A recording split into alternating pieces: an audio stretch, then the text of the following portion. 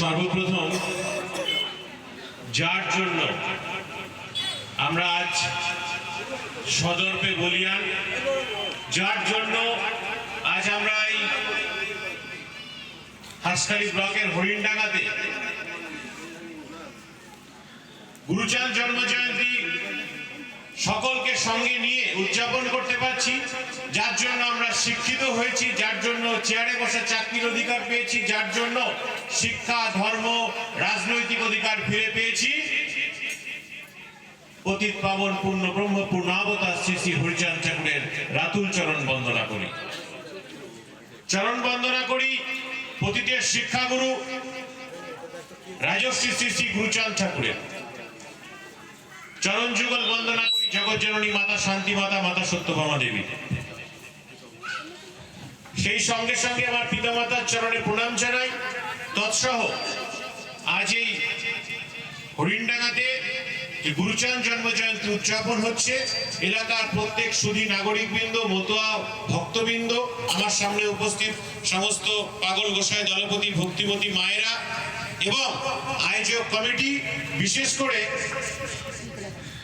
আমাদের সকলের প্রিয় এবং যাদের সাথে আমার পিতার এবং আমার কাকাদের একটা আত্মিক যোগাযোগ ছিল, সেই প্রীতিলতা কাকিমা সহ সমস্ত আয়োজক কমিটিকে আমার তরফ থেকে প্রণাম এবং ছোটদেরকে ভালোবাসা জানাই।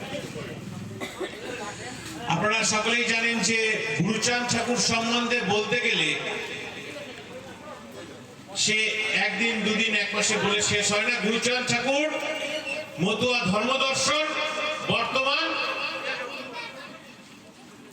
সামাজিক, শিক্ষাগত, রাজনৈতিক প্রেক্ষাপটে একটা গবেষণার বিষয়। আজ বিভিন্ন ইউনিভার্সিটিতে বিভিন্ন রিসার্চ স্কলাররা তারা কিন্তু এই গুরুচাঁদ ঠাকুর মতুয়া ধর্মদর্শন নিয়ে গবেষণা করছেন এবং আজ তা সারা পৃথিবীতে একটা আলোচ্য বিষয়। তাই গুরুচাঁদ ঠাকুরের কর্মদর্শন ধর্মদর্শন দু কথায় বলে শেষ করা যায় না, কিন্তু খুব সময় সংক্ষেপে গুরুচাঁদ ঠাকুরের আন্দোলন, ধর্ম আন্দোলন, কর্ম আন্দোলন আমার মতুয়া ভাই বোন, পাগল গোসাই দলপতি সহ সমস্ত সনাতনী সমাজের মানুষের সামনে তুলে ধরা দরকার। গুরুচাঁদ ঠাকুর সেই ব্যক্তি, সেই ধর্মাবতার, সেই যুগাবতার, সেই মহান দার্শনিক, সেই কর্মবীর, যিনি শিক্ষাকে ধর্মের উপরে স্থান দিয়েছিলেন, যিনি উপলব্ধি করেছিলেন শিক্ষা পেলেই, শিক্ষিত হলেই প্রকৃত মুক্তি সম্ভব, প্রকৃত উন্নতি